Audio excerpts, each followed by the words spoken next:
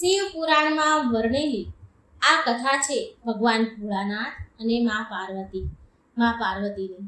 ભગવાન શિવ મા પાર્વતીની ખૂબ જ સરસ કથા કહી રહ્યા છે, દાન વિશે સમજાવી રહ્યા છે. ભગવાન શિવજી કહે છે કે કઈ વસ્તુનું દાન કરવાથી, કઈ એવી સફેદ વસ્તુ છે જેનું દાન કરવાથી માણસ કંગાળ હોય ને તો પણ ધનવાન બની જાય છે, એનું ભાગ્ય બદલી જાય છે. જો તમે વિડીયો સાંભળી જ રહ્યા છો તો પૂરો સાંભળજો, અને આ વિડીયો તમને પસંદ આવે તો લાઈક અને શેર જરૂર કરજો. ચેનલને સબસ્ક્રાઈબ કરવાનું ભૂલશો નહીં. ઓમ નમઃ શિવાય. શિવ શક્તિની જય. એક સમયની વાત છે, ભગવાન ભોળાનાથ અને મા પાર્વતી તેમના પ્રિય નગરી કાશી પધાર્યા અને ગંગા કિનારે ઘાટ પર શિવજી અને માતા પાર્વતી ધાર્મિક અનુષ્ઠાન કરવા વાળા ભક્તને જોઈ રહ્યા હતા. ત્યારે મા પાર્વતીની દ્રષ્ટિ એક ખેડૂત પર પડી, જે એક ઝાડ નીચે બેઠા બેઠા ભોજન કરવાનું શરૂ કરવાના હતા. ત્યારે ત્યાં એક ભૂખ્યો ભિખારી આવ્યો અને એ વૃદ્ધ ખેડૂત પાસેથી ખાવાનું માંગ્યું. હવે એ વૃદ્ધ ખેડૂત પાસે ભોજન સિવાય બીજું એને આપવા માટે કંઈ હતું નહીં, તો એ વૃદ્ધ ખેડૂતે પોતે ભોજન ન કર્યું અને એ ભોજન તેને એ ભિખારીને આપી દીધું. આ જોઈ માં પાર્વતી બોલ્યા, હે પ્રભુ, આ ખેડૂત પોતે ભૂખ્યા રહ્યા અને એનું ભોજન પેલા ભિખારીને આપી દીધું. એટલે નીલકંઠ વર્ણી ભગવાન કહે છે, હે પ્રિય પાર્વતી, મનુષ્ય એના જીવનમાં કંઈક ને કંઈક દાન તો કરે છે. કોઈ ભોજન, કોઈ વસ્ત્ર તો કોઈ ધન દાન કરે છે. પણ હે દેવી, તમને ખબર છે કે એવી કઈ વસ્તુ છે, એવી સફેદ કઈ વસ્તુ છે જેનું દાન કરવાથી કંગાળ પણ ધનવાન બની જાય છે, રોગી રોગ મુક્ત થાય છે, સ્વસ્થ થઈ જાય છે? અને કઈ વસ્તુનું દાન છે એ તમને ખબર છે દેવી, જે માણસને ધનવાન બનાવી દે છે? એટલે મા પાર્વતી બોલ્યા, નહીં પ્રભુ, મને નથી ખબર એવું કયું દાન છે. એટલે શિવજી કહે છે, હે પ્રિય, આ વાત હું તમને એક કથાના માધ્યમથી કહું છું, તમે ધ્યાનથી સાંભળો. જે માત્ર પ્રેરણાદાયક નથી, પરંતુ આ કથાને ધ્યાનપૂર્વક અંત સુધી સાંભળે છે જે કોઈ, તો તેને લાભ જરૂર થાય છે. એ મનુષ્યને ગરીબીથી છુટકારો મળે છે. જો આ કથાને વ્યક્તિ અધૂરી છોડ્યા વિના પૂરી સાંભળે છે તો એના જીવનમાં અપનાવશે તો ખૂબ સુખી થશે. આગળ ભોળાનાથ કહે છે, કથા સંભળાવવાનું શરૂ કરે છે. કહેવાય છે કે હે દેવી પાર્વતી, ગોદાવરી નદીના તટ પર સ્થિત પુરી નામના ગામમાં કમળ નામનો એક વ્યક્તિ રહેતો હતો, જે લાકડા કાપીને તેનું જીવન વ્યાપન કરતો હતો. એ તેની પત્ની સાથે સાધારણ જીવન જીવતો હતો.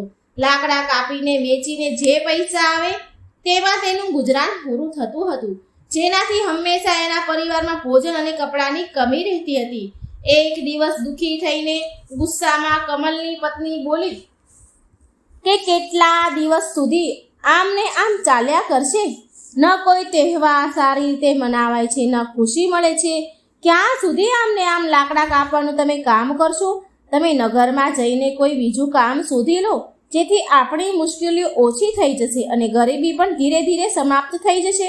કમલે બહુ પ્રેમથી જવાબ આપ્યો, હે ભાગ્યવાન, હું સદાય તારી વાત માનું છું, પણ મેં પહેલાં પણ તમને કહ્યું છે કે હું આ કામ છોડીને નથી જઈ શકતો, કારણ કે શહેરમાં અહીં જેવી શાંતિ નથી મળતી અને હું નથી ઈચ્છતો કે આ વિષય પર બીજી વાર આપણી વચ્ચે ચર્ચા થાય. એની પત્ની બોલી, ઠીક છે, તો જેવું તમને સારું લાગે એવું. ખાવાનું તૈયાર છે, ખાઈ લો અને પછી જાઓ લાકડા કાપવા. પ્રિય ભક્તજનો, આમ કહ્યા બાદ કમલ લાકડા કાપવા માટે ચાલ્યો જાય છે. જમીને અને જંગલ તરફ ચાલતા ચાલતા તે જંગલમાં બહુ દૂર નીકળી જાય છે. તેને એવું વિચાર્યું કે આજે તો હું બહુ જ દૂર આવી ગયો છું. મારે એક મોટું ઝાડ જોઈએ છે, જેનાથી આજે મને સારી કમાણી થાય, સારી આવક આવે. પણ આવું કોઈ ઝાડ અહીં મને નજર નથી આવતું. ત્યાં એક નાનું એવું ઝાડ હતું અને સુકાયેલું હતું. તેને વિચાર્યું કે આજે આનાથી કામ ચલાવી લઉં. કમલે એ ઝાડ કાપ્યું અને માથા પર બળતણનો ભારો મૂકીને નગર તરફ વેચવા નીકળી પડ્યો. પણ નગર પહોંચીને એને જોયું કે લાકડા ખરીદવા વાળું કોઈ જ નથી. એ વિચાર કરે છે કે શું આ બધા લાકડા મારે પાછા ઘરે લઈ જવા પડશે? તો રસ્તામાં એક પંડિતજીએ બૂમ પાડી. એક પૂજારીજી, એક બ્રાહ્મણ હતા, એને કમલને બૂમ પાડીને બોલાવ્યો અને એમણે કહ્યું કે સાંભળો, એ ભાઈ, કઠિયારા ભાઈ, અહીં આવો. આ તમારા લાકડા કેટલાના છે? તો કમલ બોલ્યો, હે બ્રાહ્મણ દેવ, તમારે બધા લાકડા જોઈએ છે કે અડધા જોઈએ છે? જો બધા લાકડા જોઈએ તો ઓછા ભાવમાં આપીશ. પંડિતજી બોલ્યા. બ્રાહ્મણદેવ બોલ્યા, મારે બધા લાકડા જોઈએ છે, પણ જે તે કીધું એ ભાવ નહીં. હું જે ભાવ કહીશ એ ભાવે જો તારે દેવા હોય તો કમલ થાકેલો પાકેલો હતો. થાક્યા પાક્યા અવાજે બોલ્યો, તો આ લાકડા બહુ સસ્તા થઈ જશે પંડિતજી, પણ લઈ લો, અને એમ પણ હું થાકી ગયો છું. પૂજારી બ્રાહ્મણે એ 50 રૂપિયામાં લાકડાનો ભાવ કહ્યો. પંડિતજીએ 50 રૂપિયા આપીને કહ્યું કે લે પૈસા અને લાકડા અહીં મૂકી દે. તું બહુ ભૂખ્યો હોય એવું લાગે છે મને. શું જમવાનું જમશો? કમલ બોલ્યો, હે ગુરુજી, મને ભૂખ તો બહુ લાગી છે, પણ જો હું અહીં જમીશ તો તમારા પરિવાર માટે જમવાનું ખૂટશે. રહેવા દો, હું ઘરે જઈને જમી લઈશ. ત્યારે એ પૂજારી બ્રાહ્મણ બોલ્યા હસીને, અરે ભાઈ બેટા, ચિંતા ન કર. અહીં એટલું જમવાનું છે કે 20 લોકો ખાઈ શકે. જ્યારે પણ ભૂખ લાગે તને ગમે ત્યારે તો અહીં આવીને જમી જજો. ત્યારે કમલે પૂછ્યું કે શું તમે હંમેશા બધાને આમ જ જમાડો છો? ત્યારે એ પૂજારી બ્રાહ્મણને જવાબ આપ્યો કે જ્યાં સુધી પરમાત્મા મારી ઉપર કૃપા રાખશે ત્યાં સુધી હું આ કામ કરીશ. આ બધી એની જ મરજી છે. ત્યારે કમલે કહ્યું કે ઠીક છે, તો હું આજે જમવાનું અહીં જ જમીશ. એ દિવસે કમલે એ પંડિતજીના ઘરે ભર પેટ ભોજન કર્યું અને આભાર વ્યક્ત કરતા બોલ્યો, હે બ્રાહ્મણદેવ, તમે બહુ જ દયાળુ છો, બહુ સાફ હૃદયના છો. આવું સારું કામ કરવામાં હું તમારી મદદ કરવા માંગુ છું. હવેથી હું બળતણના લાકડા તમને અડધા ભાવમાં જ આપી જઈશ. બ્રાહ્મણ બોલ્યા, સારું, ઠીક છે, જેવી તમારી ઈચ્છા. તેણે પંડિતજીને લાકડા આપ્યા અને 50 રૂપિયા લઈને ઘરે જવા નીકળી ગયો. ઘરે જઈને કમલે તેની પત્નીને 50 રૂપિયા હાથમાં આપ્યા. તેની પત્ની બોલી, અરે, તમે તો રોજ 100 રૂપિયા લઈને આવો છો અને આજે 50 જ રૂપિયા કેમ લાયા છો? આજે શું તમને લાકડા ઓછા મળ્યા હતા? ઓછા કાપ્યા હતા તમે? કમલ બોલ્યો, નહીં ભાગ્યવાન, લાકડા તો મેં વધારે જ કાપ્યા હતા, જેટલા રોજ કાપું છું, પણ આજે અડધો ભાવ જ મળ્યો. તો તેની પત્ની રીસાઈ ગઈ અને ગુસ્સામાં બોલી કે ઘરમાં અનાજ કરિયાણું નથી, નવું છાપરું નાખવાનું છે, બાળકોને ભણવા માટે પૈસા જોઈએ, બહુ બધા કામ કરવાના છે, હું આટલા પૈસાથી શું કરીશ? તો કમલ કહે છે કે હે ભાગ્યવાન, પાસેના નગરમાં એક ધર્મપાલ નામના એક બ્રાહ્મણ રહે છે, જે બહુ વિદ્વાન છે. હું તેના ઘરે ગયો હતો. એણે બહુ પ્રેમથી મને ભોજન કરાવ્યું અને એ બ્રાહ્મણ દેવ ગરીબ અને ભૂખ્યા લોકોને નિઃશુલ્ક એટલે કે મફત ભોજન કરાવે છે, કોઈ પૈસા નથી લેતા. તો મેં એને લાકડા અડધા ભાવમાં આપી દીધા. મને લાગ્યું કે મારે આ સેવાનું કામ કરવું જોઈએ. એટલે તેની પત્ની બોલી કે શું એ રોજ જમાડે છે ભૂખ્યાને? તો એ બહુ પૈસાવાળા હશે ને? તો કમલ બોલ્યો, ના, એ એટલા અમીર નથી જેટલું તું વિચારી રહી છે. એ બહુ સારા છે અને મંદિરના પૂજારી છે. એ તેમની મહેનતથી કમાણીથી જ બધાને જમાડે છે. મેં તેની મદદ કરવા માટે કહ્યું છે કે હું હંમેશા તમને 50 રૂપિયામાં લાકડા કાપીને આપીશ. તો તેની પત્ની બોલી કે શું આટલું પૂરતું છે? જો તમે રોજ 2 ભારા લાકડા નહીં કાપી શકો તો 1 ભારા લાકડાના 50 રૂપિયા આવશે. તો 50 રૂપિયામાં હું પૂરું થશે આપણા ઘરનું? બચત કેવી રીતે કરીશું? કમલે ઉત્તર આપ્યો, હે ભાગ્યવાન, હું બને તેટલી કોશિશ કરીશ કે રોજ 2 ભારા લાકડા કાપું અને જેવી ભગવાનની મરજી હશે તેવું થશે. આજે હું એમના ઘરે જમ્યો છું અને એક દિવસ હું તને લઈને પણ એના ઘરે જઈશ. ત્યાર પછી કમલ રોજ બળતણના લાકડા કાપતો અને તેના વાયદા અનુસાર પંડિતજીને માત્ર 50 રૂપિયામાં લાકડા આપતો. આમ એક દિવસ પંડિતજી ભોજન કરવા બેઠા હતા અને બહારથી અવાજ આવ્યો કે હે બ્રાહ્મણ દેવ, હું લાકડા લઈને આવ્યો છું. અહીં આવીને લાકડા લઈ જાઓ જેથી હું જઈ શકું ઘરે. પંડિતજીએ બહાર આવીને કહ્યું કે કમલ, હું તને પૈસા નહીં આપી શકું, તું તારા લાકડા પાછા લઈ જા.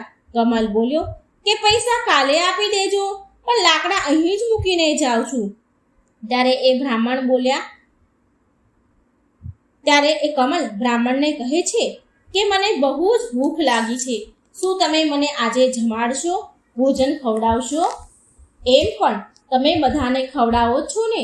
તો બ્રાહ્મણ હસીને બોલ્યા કે કેમ નહીં કમલ, તું તારા હાથ પગ ધોઈ લે, ત્યાં સુધી હું તારા ભોજનની વ્યવસ્થા કરું છું. બ્રાહ્મણ દેવે ઘરની અંદર જઈને તેની પત્નીને આ વાત કહી. તો એની પત્ની બોલી કે તમે આવું વચન કેમ આપ્યું? આપણા ઘરમાં ખાવા માટે કંઈ પણ નથી વધ્યું, માત્ર જે તમને થાળી પીરસી છે એમાં જે ભોજન છે એટલું જ ભોજન છે, બીજું ભોજન છે જ નહીં.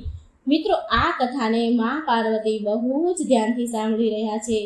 તો આગળ શિવજી કહે છે કે પાર્વતી પંડિતની પત્ની બોલી, હે સ્વામી, આ સમયે આપણે કમલને કેવી રીતે ભોજન કરાવીશું? બધું જ ભોજન પૂરું થઈ ગયું છે. શું તમને ખબર નથી કે ઘરમાં કંઈ પણ છે નહીં? ત્યારે એ બ્રાહ્મણ બોલ્યા, આમાં શું મોટી વાત છે ભાગ્યવાન, તે જે જમવાનું મને પીરસ્યું છે એ કમલ માટે ઘણું છે, કાફી છે, એમાં એ ધરાઈ જશે. હું વિચાર કરી રહ્યો છું કે આજે ઉપવાસ કરી લો. તો બ્રાહ્મણની પત્ની બોલી કે આવું તમે કેટલા દિવસ સુધી કરશો? જ્યારે આપણે આપણા માટે પૂરતું જમવાનું નથી તો બીજા માટે આટલું કેમ કરો છો? બધું ક્યાંથી આવશે? બ્રાહ્મણ બોલ્યા, ભગવાન બધું જ આપી દેશે, ભગવાન બધું જ આપે છે.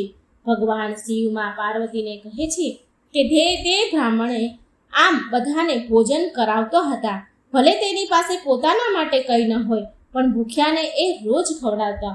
એકવાર લાકડા કાપવા માટે કમલ જંગલમાં ગયો. તેણે વિચાર્યું કે જંગલના કિનારે જે સૂકા લાકડા હતા એ બધા કાપી લીધા. હવે જે ઝાડ છે બધા લીલા છે. જંગલની અંદર જવું થોડું મુશ્કેલ છે અને જે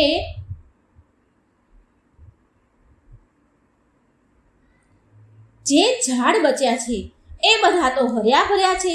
જંગલની અંદર જવું થોડું મુશ્કેલ લાગી રહ્યું છે, ડર લાગી રહ્યો છે કે મનમાં વિચારે છે કે આજ પહેલા હું આટલે અંદર સુધી ક્યારેય નથી આવ્યો. જંગલી જાનવર પણ હોઈ શકે છે અહીં. જો મને કંઈ થઈ ગયું તો મારા પરિવારનું શું થશે?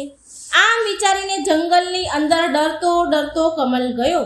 એ ઘણે દૂર નીકળી ગયો, પણ લાકડા કપાય એવું ઝાડ એને ન મળ્યું. અચાનક તેને એક મોટું સૂકું ઝાડ દેખાયું. તેણે વિચાર્યું કે આ ઝાડમાં આ શાખાઓ તો ઘણી મજબૂત છે, આને કાપીશ તો 2-3 ભારા લાકડા તો થઈ જ જશે. પહેલા બહુ મોડું થઈ ગયું છે. આમ વિચારી કમલે એ ઝાડ પર ચડી ગયો અને એ શાખા પર બેસી ગયો અને તેને કાપવા લાગ્યો.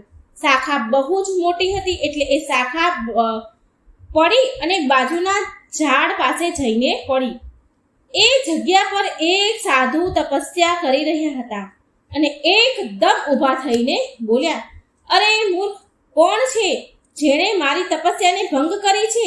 સાધુએ જ્યારે જોયું કે ત્યાં એક માણસ છે જેણે લાકડા કાપી રહ્યો છે તો તેમને કહ્યું કે હું કેટલાય દિવસથી વર્ષોથી અહીં તપસ્યા કરી રહ્યો છું, તે મારા વર્ષોની તપસ્યા ભંગ કરી છે. હે મૂર્ખ પ્રાણી, હું તને શ્રાપ આપું છું કે તું એક કૂતરો બની જા.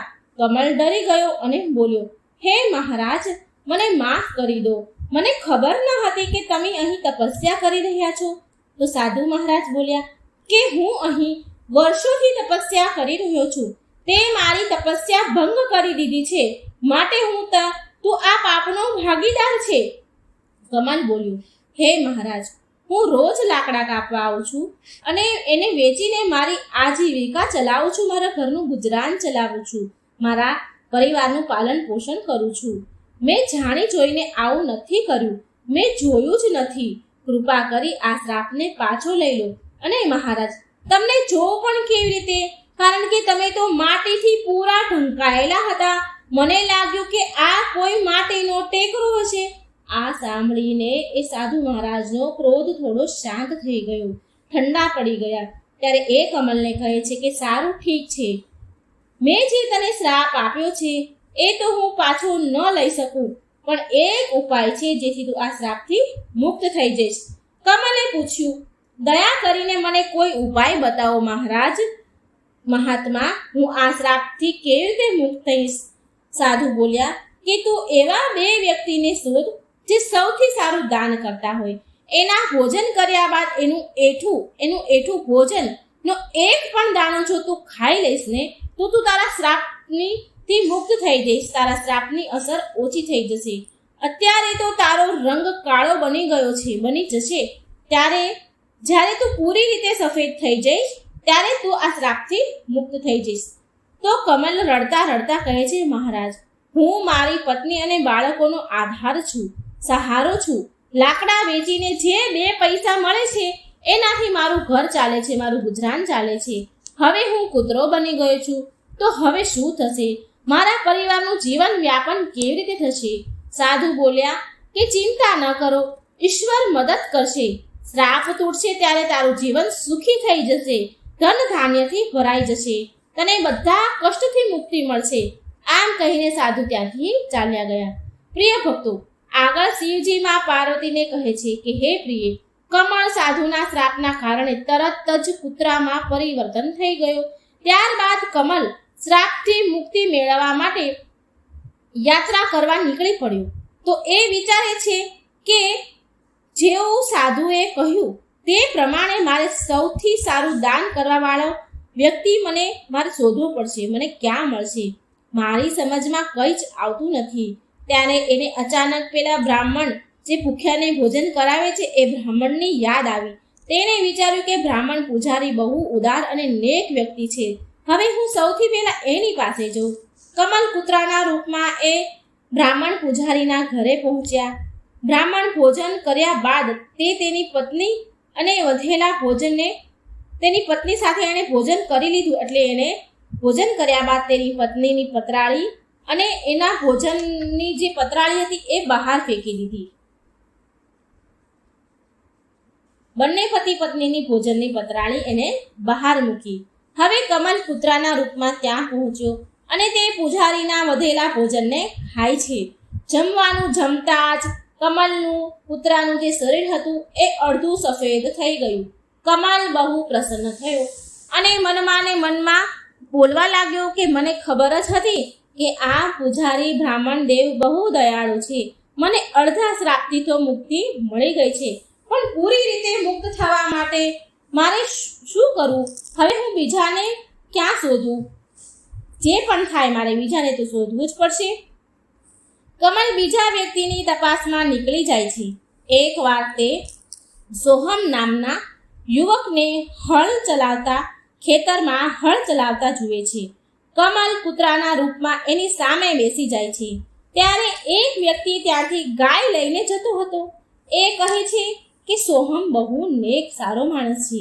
એ 2 વ્યક્તિ જતા હતા એટલે એકબીજા સાથે વાત કરતા હતા કે સોહમ બહુ સારો અને નેક માણસ છે. એ મને એકને જ નહીં પણ મારી જેવા કેટલાયને ગાય દાન આપી ચૂક્યા છે. આવા વ્યક્તિને તો આશીર્વાદ મળવા જોઈએ. હવે કમલ કૂતરાના રૂપમાં આ બધું સાંભળી રહ્યો છે. એ વિચારે છે કે આજે મને આ શ્રાપથી મુક્તિ મળી જશે. સોહમ પણ પંડિતજી જેવા દયાળુ છે. હવે હું વાટ જોઉં કે તે ક્યારે ભોજન કરે છે. કમલ ત્યાં બહુ વાર સુધી વાટ જોઈને બેસે છે. સોહમે જ્યારે ભોજન કર્યું અને એની જે ભોજનની પતરાળી હતી એ બહાર ફેંકી દીધી તો કમલે તરત જ એ પતરાળીમાંથી બચેલું ભોજન ખાઈ લીધું. પણ એ જોઈને હેરાન રહી ગયો. કમલ તો હેરાન થઈ ગયો કે હજી પણ એના શરીરનો રંગ એમનો એમ જ છે, અડધો સફેદ અડધો કાળો. પૂરી રીતે એ સફેદ ન થયો. તેણે વિચાર્યું કે સોહમે તો ગાયનું દાન પણ કર્યું હતું, તો પછી મારો રંગ સફેદ કેમ ન થયો? હું શ્રાપમાંથી મુક્ત કેમ ન થયો? મને કંઈ જ સમજાતું નથી. થોડી વાર પછી કમલ એ પૂજારી બ્રાહ્મણના ઘરની સામે આવીને બેસી ગયો. ત્યાં તેણે 2 યુવકને વાત કરતા સાંભળ્યા. પહેલો યુવક કહે છે, અરે ભાઈ, આજે શું અમે ફરી ગાયનું દાન આપ્યું છે? તો બીજી વ્યક્તિ બોલી કે હા ભલે ને, એ ગમે તેટલો મોટો દાન કેમ ન કરે, ગમે એટલો મોટો દાની કેમ ન હોય, ગમે તેટલા મોટા દાનનો દેખાડો ભલે ને કરે, પણ હંમેશા નગરની બહારના લોકોને જ બોલાવીને દાન આપે છે. સાચું જાણશો ને તો હેરાન રહી જશો તમે. સોહમની બધી જ ગાય 2 મહિનાથી વધારે દૂધ નથી આપતી. તો બીજો વ્યક્તિ જે સાંભળતો હતો એ બોલ્યો, શું જો સોહમ આવું કરી રહ્યો છે ને તો એને જરૂર પાપ લાગશે. આપણા રાજા જેવું તો બીજું કોઈ દાની હોઈ જ ન શકે. આપણા રાજા તો મહાન દાની છે. તે 1 અઠવાડિયાથી ભોજનના ભંડાર ચાલુ કરીને બધાને ભૂખ્યાને ભોજન કરાવી રહ્યા છે. 1 અઠવાડિયાથી ભંડારો ચાલુ છે, ભૂખ્યાને ભોજન ખવડાવી રહ્યા છે. અને કાલે છેલ્લો દિવસ છે ભંડારાનો અને અન્નદાનનો, અને કાલે તો વસ્ત્રનું પણ દાન કરવાના છે. રાજા પોતે પણ 1 અઠવાડિયાથી બધા લોકો સાથે બેસીને ભોજન કરી રહ્યા છે. શું તે ક્યારે આના જેવા પરોપકારી રાજા જોયા છે, વ્યક્તિ જોયો છે? અરે આ તો કંઈ જ નથી. એણે આપણા નગરમાં સારા રોડ રસ્તા બનાવ્યા છે, બધી જગ્યાએ કૂવા અને તળાવો ખોદાવ્યા છે. સત્ય છે આ વાત. તેમણે આપણા માટે ઘણું બધું કર્યું છે. આવા ધર્માત્મા તો મેં ક્યારેય નથી જોયા. આ વાત સાંભળી રહ્યો હતો કમલ કૂતરાના સ્વરૂપમાં, અને આ સાંભળીને તો એ બહુ ખુશ થયો. તેને વિચાર આવ્યો કે ચાલ, હવે તો નક્કી મને શ્રાપથી મુક્તિ મળી જવાની છે. મારે તરત જ રાજા પાસે જવું જોઈએ. એ રાજમહેલમાં નહીં પણ લોકો સાથે જમી રહ્યા છે. આ અવસરનો લાભ તો મારે ઉઠાવવો જ જોઈએ. કમલે એ જગ્યા પર પહોંચી ગયો જ્યાં રાજા ભંડારો કરાવી રહ્યા છે, ભોજન કરાવી રહ્યા છે. ત્યાં એણે રાજાને કપડાં વસ્ત્ર દાન કરતા જોયા, બધાને વસ્ત્ર વહેંચતા જોયા.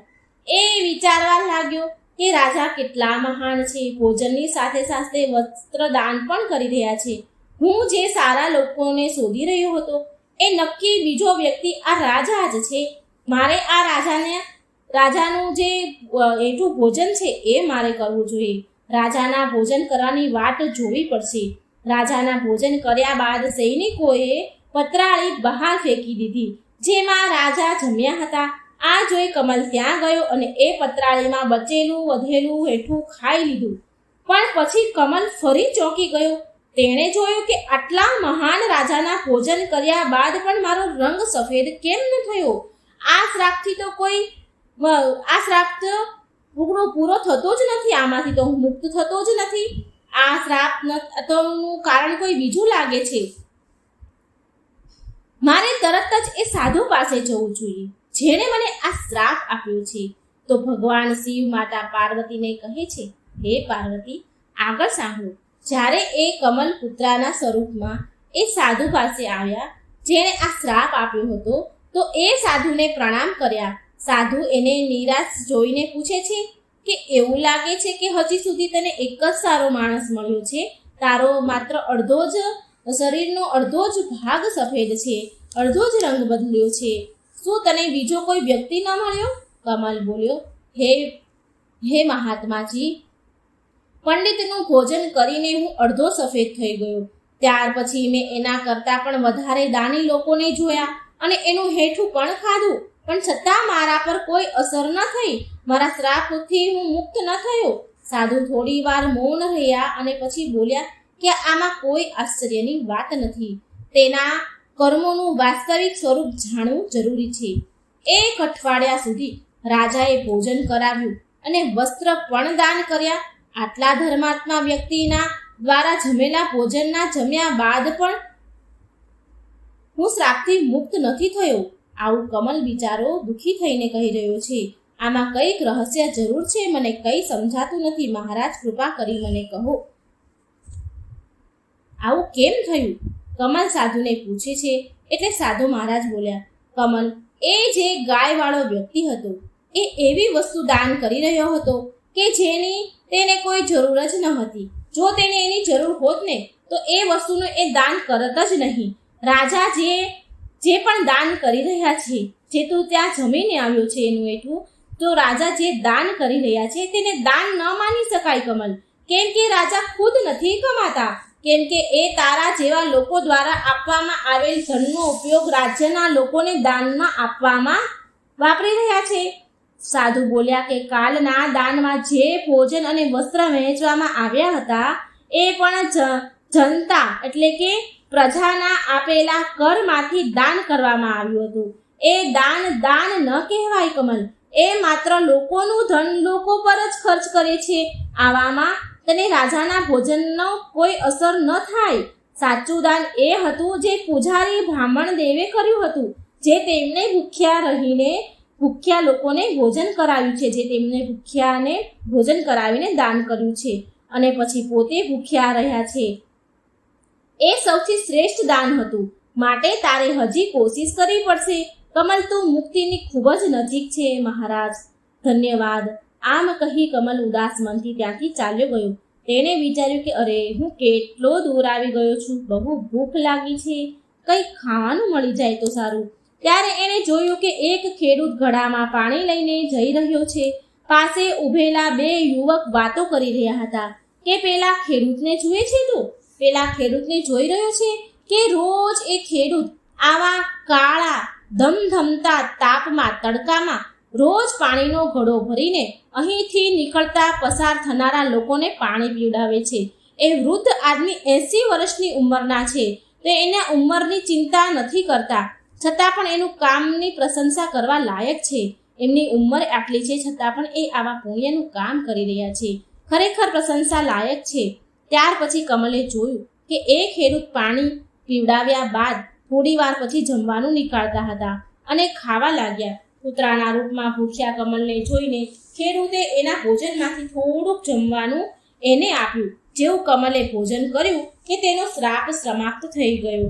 એ આખો સફેદ થઈ ગયો અને એ પાછો મનુષ્ય બની ગયો. તેણે અંતરમાંથી ખેડૂતને ધન્યવાદ કર્યા અને ખુશી ખુશી પાછો ચાલ્યો ગયો. તેણે વિચાર્યું કે દાન ક્યારેય નાનું કે મોટું નથી હોતું. ભૂખ મટાડનાર એ બ્રાહ્મણ પૂજારી અને તરસ મટાડનાર એ વૃદ્ધ ખેડૂત જેવું દાન જ સાચું દાન છે. સૌથી સારું દાન એ જ છે જે નિસ્વાર્થ ભાવથી બીજાની મદદ કરે છે. હવે ચાલતા ચાલતા કમલ તેની પત્ની પાસે ગયો. તેના ઘરે એને ખુશી ખુશીથી રહેવા લાગ્યું. આ બાજુ પેલા પૂજારીની વાત કરીએ તો આ બાજુ પેલા પૂજારી બ્રાહ્મણે એટલું બધું દાન કરી દીધું હતું કે તેની આર્થિક સ્થિતિ ખરાબ થઈ ગઈ હતી. જ્યારે તેની પત્નીએ તેના પૂજારી પતિને કહ્યું કે હે સ્વામી, પાસેના નગરમાં એક રાજા છે જે પુણ્ય ખરીદે છે. તમે એની પાસે જઈને આપણું થોડું પુણ્ય વેચીને પૈસા લઈ આવો ને, જેથી આપણું કામ થઈ શકે, આપણું ગુજરાન થઈ શકે. તો એ બ્રાહ્મણ દેવ તો પહેલા ના કહી દીધી, પણ વારંવાર પત્નીના કહેવાથી આગ્રહ કરવાથી એ જવા માટે તૈયાર થઈ ગયા. તેની પત્નીએ તેને ખાવા માટે 4 રોટલી બનાવી દીધી. એ પૂજારી એના ઘરેથી નીકળી પડ્યા. જ્યારે એ નગરની નજીક પહોંચ્યા તો તેણે એક તળાવ જોયું. ત્યાં સ્નાન વગેરે કરીને એ રોટલી ખાવા માટે બેસ્યા. એટલામાં એક કૂતરી એની સામે આવી ગઈ. કૂતરી એ જંગલમાં બચ્ચાને જન્મ દીધો હતો. એ સુવાવડી હતી. 3 દિવસથી કૂતરી ભૂખી હતી, તરસી હતી અને વરસાદના કારણે એ તેના બચ્ચાને છોડીને બિચારી ક્યાંય જઈ પણ શકતી ન હતી. પૂજારી બ્રાહ્મણે કૂતરીને ભૂખી જોઈ તો એણે તેના ભોજનમાંથી 1 રોટલી એને આપી દીધી. કૂતરી રોટલી ખાઈ લીધી. પછી ફરી બીજી રોટલી એમને આપી તો કૂતરી બીજી રોટલી પણ ખાઈ ગઈ. આવી રીતે એ બ્રાહ્મણ પૂજારીએ એક એક કરીને 4 રોટલી એ કૂતરીને ખવડાવી દીધી અને કૂતરી 4 રોટલી ખાઈને તૃપ્ત થઈ ગઈ અને પછી ચાલી ગઈ. અને બ્રાહ્મણ પોતે ભૂખ્યા રહી ગયા અને ત્યાંથી રાજાના મહેલ તરફ ચાલી નીકળ્યા. રાજા પાસે પહોંચ્યા તો રાજાની પાસે પહોંચીને તેને એનું પુણ્ય વેચવાનું ઈચ્છ્યું. આગળ માતા પાર્વતીએ પૂછ્યું, હે પ્રભુ, પછી આગળ શું થયું? તો શિવજી કહે છે કે પાર્વતીજી, પૂજારી રાજા પાસે પહોંચ્યા અને કહ્યું કે હે રાજન, હું મારું પુણ્ય વેચવા માંગુ છું. રાજા બોલ્યા કે તમે બપોર પછી આવજો. રાજાએ પછી એ બ્રાહ્મણ ક્યાંથી ચાલ્યા ગયા. પછી રાજાએ તેની પત્નીને પૂછ્યું કે હે રાણી, એક બ્રાહ્મણ વિદ્વાન અહીં આવ્યા છે જે તેનું પુણ્ય વેચવા માંગે છે. તમારા અનુસાર એના પુણ્યમાં કયું પુણ્ય સૌથી સારું છે જેને હું ખરીદી લઉં? તો રાણી બોલ્યા કે જે આજે એણે જંગલમાં 3 બચ્ચા વાળી સુવાવડી કૂતરીને ખવડાવ્યું છે, રોટલીઓ ખવડાવી છે, જે પુણ્ય કમાયા છે એ પુણ્ય સૌથી સારું છે, એ તમે ખરીદી લો. પત્નીની વાત સાંભળી રાજા બ્રાહ્મણ પાસે ગયા અને બોલ્યા કે તમે કયું પુણ્ય મને આપશો? બ્રાહ્મણ બોલ્યા કે તમારે કયું પુણ્ય જોઈએ છે, કયું લેવા માંગશો? રાજા બોલ્યા કે હે બ્રાહ્મણ દેવ, જે આજે તમે યજ્ઞ કર્યો છે હું એ જ પુણ્ય લેવા માંગુ છું. બ્રાહ્મણ બોલ્યા કે મેં આજે તો કોઈ યજ્ઞ નથી કર્યો. મારી પાસે એટલું ધન નથી કે હું યજ્ઞ કરી શકું. રાજાએ કહ્યું કે તમે આજે તળાવના કિનારે એક ભૂખી કૂતરીને 4 રોટલી ખવડાવી છે, હું એ જ પુણ્ય ખરીદવા માંગુ છું. તો બ્રાહ્મણ બોલ્યા કે તમને આ કેવી રીતે ખબર પડી કે આજે મેં કૂતરીને 4 રોટલી ખવડાવી છે? એ સમયે તો ત્યાં કોઈ જ ન હતું. રાજા બોલ્યા કે હે મહાત્મા, મારી પત્ની પતિવ્રતા સ્ત્રી છે, એને મને આ વાત એની દિવ્ય દ્રષ્ટિથી જોઈને બતાવી છે. બ્રાહ્મણ બોલ્યા બહુ સારી વાત છે, લઈ લો, મારું આ પુણ્ય તમે લઈ લો, પણ એના બદલામાં મને તમે શું આપશો? રાજા બોલ્યા કે તમારી રોટલી જેટલી વજનવાળી હતી એ વજન બરાબર તમને હીરા મોતી તોલીને આપીશ. બ્રાહ્મણે હા કહી અને રાજાએ એટલા વજનની 4 રોટલી બનાવડાવી. રાજાએ રોટલીના વજન બરાબર ત્રાજવામાં હીરા મોતી રાખ્યા, પણ જેટલા પણ હીરા મોતી મૂક્યા હતા તો રોટલીવાળું પલડું તો ઉપર ઉઠ્યું જ નહીં. રાજા એમના સૈનિકોને કહે છે, હજી રત્ન હીરા મોતી લઈ આવો. જ્યારે એ પૂજારી બ્રાહ્મણે તેના પુણ્યનો આવો પ્રભાવ જોયો તો એની આંખો ખુલી ગઈ. તેને રાજાને કહ્યું, હે રાજન, હવે હું આ પુણ્ય તમને નથી વેચવા માંગતો. રાજા બોલ્યા જેવી તમારી ઈચ્છા બ્રાહ્મણ દેવ.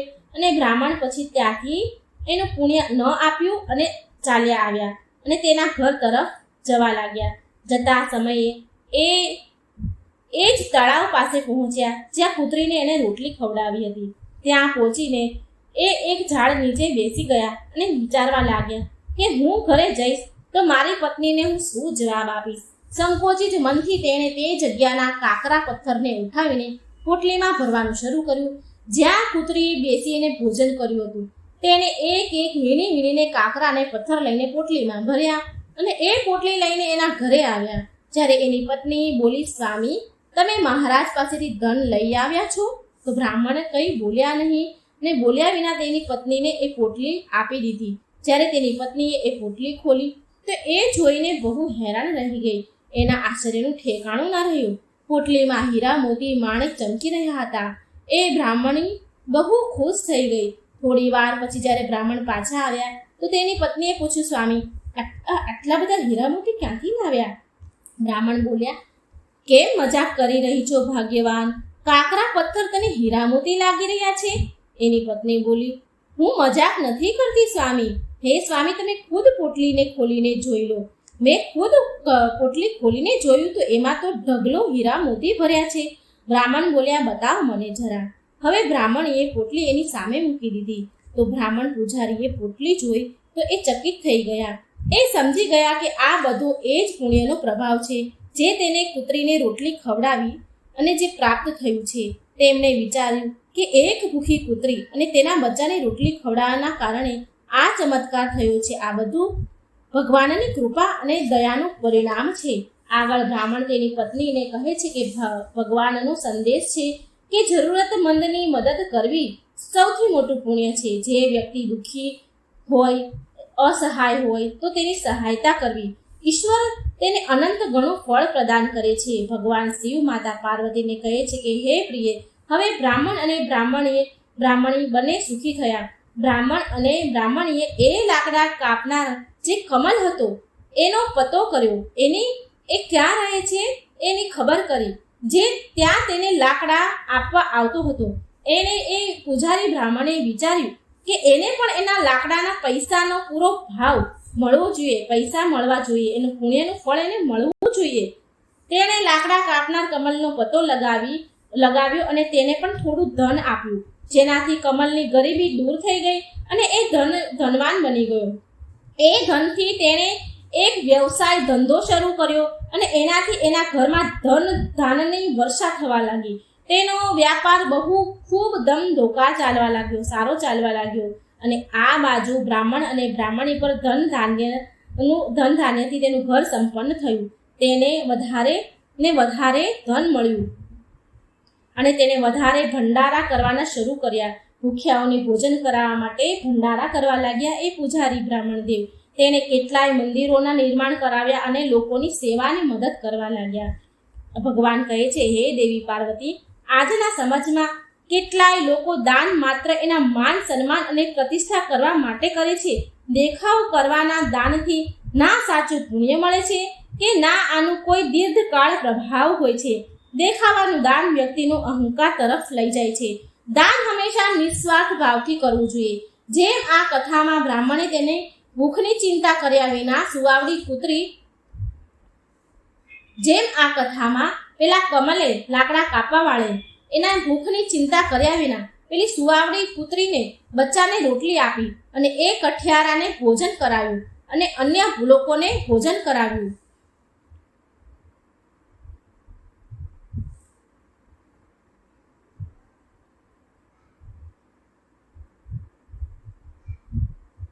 દાન હંમેશા નિસ્વાર્થ ભાવથી કરવું જોઈએ. જેમ આ કથામાં બ્રાહ્મણે તેની ભૂખની ચિંતા કર્યા વિના સુવાવડી કૂતરીને તેના બચ્ચાને રોટલી આપી અને એ કઠિયારાને ભોજન કરાવ્યું, જે રોજ લાકડા કાપીને એને આપી જતો હતો. ભૂખ્યા લોકોને ભોજન કરાવડાવ્યા તથા એ ખેડૂત પણ એની ઉપરની ચિંતા, એની ઉંમરની ચિંતા કર્યા વિના તેણે આટલી ભયંકર ગરમીમાં તળાવથી ચોખ્ખું પાણી લાવીને વટે માર્ગોને રસ્તા પર ચાલનારા લોકોને પાણી પીવડાવ્યું.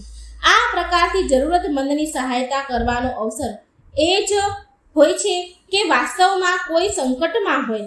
આપદાના સમયે આપેલું નાનું એવું સહયોગ પણ અમૂલ્ય હોય છે. આ માત્રના જરૂરતમંદના જીવનને બદલે છે, પરંતુ દેવાવાળાના જીવનમાં પણ સકારાત્મક પરિવર્તન લાવે છે. જ્યારે કોઈ વ્યક્તિ ત્યાગની ભાવનાથી પ્રેરિત થઈને દાન કરે છે તો એની અંદરથી માયા મોહનો અંત થઈ જાય છે. એ ત્યાગ મનુષ્યને અહંકારથી મુક્ત કરી દે છે અને આનાથી ઈશ્વરની પાસે લઈ જાય છે. શાસ્ત્રો અનુસાર કેટલીય વસ્તુનું ગુપ્ત દાન દેવાથી મનુષ્ય ધનવાન બની જાય છે. જેમ કે અન્નદાન, વસ્ત્રદાન, નમક એટલે કે મીઠાનું દાન, જળદાન. ગુપ્ત દાનનો અર્થ છે કે દાન કોઈને બતાવ્યા વિના કરવું. અન્ન, વસ્ત્ર, નમક, જળ દાન કરવાથી ધન સમૃદ્ધિમાં વૃદ્ધિ થાય છે. ઘરમાં સુખ શાંતિ સદાય બની રહે છે. માતા પાર્વતી કહે છે, સ્વામી તો એ સફેદ વસ્તુ શું છે? તો ભોળાનાથ કહે છે, હે દેવી, મેં તમને હમણાં જ કહ્યું કે મીઠું, નમક. નમકનું દાન એ સફેદ વસ્તુ છે, નમક છે. નમકનું ગુપ્ત રૂપથી દાન કરવાથી અચાનક ધન, સુખ, સમૃદ્ધિની વૃદ્ધિ થાય છે અને રોગ કષ્ટ દૂર થાય છે. દાન તો હર કોઈ કરે છે દેવી, પણ ગુપ્ત દાનનો અર્થ છે કે એક એવું દાન કે કોઈને બતાવ્યા વિના ચૂપચાપ કરવામાં આવે, જેમાં દાન કરતા પહેલા અને દાન કર્યા બાદ કોઈને કહેવામાં આવતું નથી. ગુપ્ત દાનનો અર્થ કે દાન કરવાની વાત માત્ર તમારા સુધી જ સીમિત રહે છે.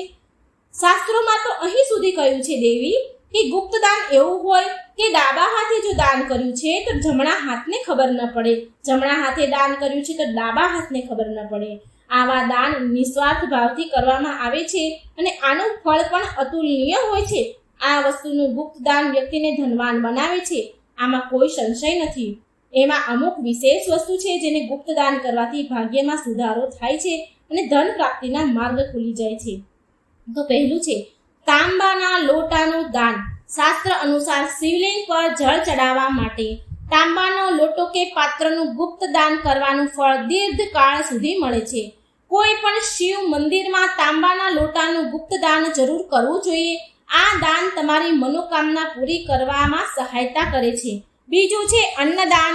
શાસ્ત્ર અનુસાર અન્નને બ્રહ્મ મનાય છે. અન્નને સૌથી મોટું દાન માનવામાં આવે છે. ભૂખ્યા અને જરૂરતમંદોને ભોજન દાન કરવાથી દેવી દેવતા પિતૃ પ્રસન્ન થાય છે અને કિસ્મત ચમકી જાય છે. ત્રીજું છે વસ્ત્રદાન. વસ્ત્રદાન કરવાથી મનુષ્યને દીર્ઘ આયુષ્ય મળે છે અને તેના સ્વાસ્થ્યમાં સુધારો થાય છે. ચોથું છે મીઠાનું દાન, નમકનું દાન. ગુપ્ત દાન કરવાથી મહાન પુણ્ય ગણવામાં આવે છે. આ નમકને ગુપ્ત દાન કરવામાં આવે તો એ મહાન પુણ્ય ગણાય છે. આનાથી ધન સમૃદ્ધિમાં વૃદ્ધિ થાય છે. પાંચમું છે જળદાન. જેવી રીતે વટે માર્ગ પર ચાલતા લોકો માટે પરબ તથા માટલાની વ્યવસ્થા કરવામાં આવે તો એ બહુ પુણ્યનું કાર્ય છે. આના સિવાય ગૌદાન, ઘી દાન, તલ અને ગોળનું દાન પણ શુભ માનવામાં આવે છે. આવી રીતે ભગવાન શિવે માતા પાર્વતીને કહ્યું કે કયા દાનથી વ્યક્તિ ધનવાન બની જાય છે અને કઈ સફેદ વસ્તુનું દાન કરવાથી મનુષ્યને રોગથી મુક્તિ મળે છે અને એ બહુ જલ્દી ધનવાન બને છે. નિસ્વાર્થ ભાવથી કરવામાં આવેલ દાન સાચું અને ઉત્તમ દાન છે. દરેક મનુષ્યને એ કોશિશ કરવી જોઈએ કે એ તેમની ક્ષમતા અનુસાર દાન, પુણ્ય અને જરૂરતમંદની મદદ જરૂર કરે. જરૂરતમંદની સેવા કરવી એ જ સાચો ધર્મ છે. જેમ કે પક્ષીઓને પાણી પીવાથી નદીનું પાણી ઓછું નથી થઈ જતું, એવી જ રીતે સામર્થ્ય અનુસાર દાન કરવાથી ધન સમાપ્ત નથી થઈ જતું. અને આ મીઠાનું દાન તો મિત્રો એવું છે કે સૌથી નાનામાં નાનું વ્યક્તિ પણ આ દાન કરી શકે છે. મીઠું કંઈ એટલું પણ મોંઘું નથી કે જે દાન ન કરી શકાય. નાનામાં નાનો માણસ પણ આ દાન તો કરી શકે છે અને એનું ભાગ્ય બોલી શકે છે. પ્રિય ભક્તો, જો તમને અમારા દ્વારા સંભળાવવામાં આવેલી આ કથા સારી લાગી હોય તો વિડીયો લાઈક કરજો, શેર કરજો અને આ ચેનલને સબસ્ક્રાઈબ કરવાનું ભૂલશો નહીં. હે ભગવાન ભોળાનાથ, હે માતા પાર્વતી, આ કથા સાંભળનાર પર, વાંચનાર પર, હુંકારો ભરનાર પર તમારી સદાય કૃપા વરસાવજો. ધનમાં વૃદ્ધિ કરજો અને આ સારું આરોગ્ય પ્રદાન કરજો.